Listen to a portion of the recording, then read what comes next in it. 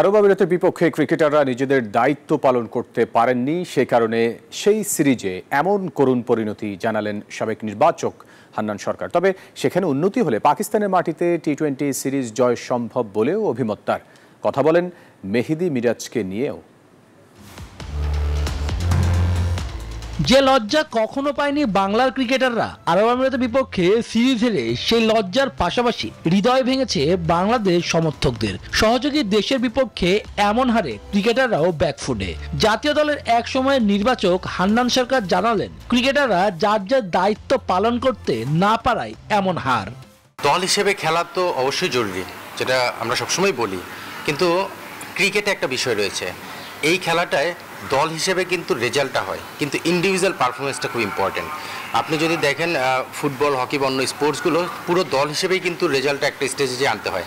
এখানে আপনি যখন বলটা হাতে দেওয়া হয়, সেই বলার কিন্তু ইন্ডিভিজুয়াল তার বোলিংটা করতে হয়। ঠিক একইভাবে ব্যাটসম্যান যখন বল ফেস করে, তখন কিন্তু ইন্ডিভিজুয়াল তাকে বলটা ফেস করতে হয়, তাকে মোকাবেলা করতে হয়। সো সেই জায়গা থেকে ইন্ডিভিজুয়াল রেজাল্টটা খুব ইম্পর্টেন্ট। ওপেনিং কিংবা টপ অর্ডারে পরিবর্তনের সুযোগ দেখেন না তিনি, তবে মিডল অর্ডারে স্কোয়াডে পরিবর্তন প্রয়োজন আছে বলে মনে করেন।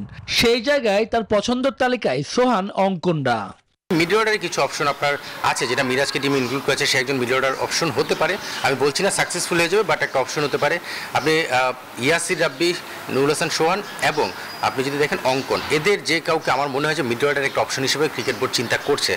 আরব আমিরাতের বিপক্ষে টি-20 সিরিজ হারলেও পাকিস্তানের বিপক্ষে জয় পাওয়া সম্ভব মনে করেন তিনি। পাকিস্তানকে খুব বড় দল হিসেবে চিন্তা করি না, কারণ পাকিস্তানের সম্পর্কে সবসময় আমরা প্রেডিকশন করতে ভয় পাই, বিকজ আমরা বলতে পারি যে কোনো কিছু হতে পারে। সো সেই জায়গা থেকে পাকিস্তান ভালো দল, নো ডাউট। ইউএইর চেয়ে তো ভালো দল নির্দ্বিধায় বলতে হবে, বাট আমাদের দলটা কিন্তু একদম খারাপ না। ডিপিএলে আবাহনীর দায়িত্ব ছেড়েছেন হান্নান সরকার। আগামী আসর থেকে লিজেন্ডস অব রূপগঞ্জের হেড কোচের দায়িত্ব দেখা যাবে তাকে। এটা রিয়েলিটি আসলে, কারণ প্লেয়ার লাইফেও তো এরকম দলবদল করেছে, এক দলে হয়তো চ্যাম্পিয়ন হয়েছে, পরের বছর অন্য দলে চলে গিয়েছে। সো এটা আমাদের লাইফের সঙ্গে খুবই কমন একটা সিচুয়েশন তৈরি হয় এরকম কোচিং লাইফে এসে।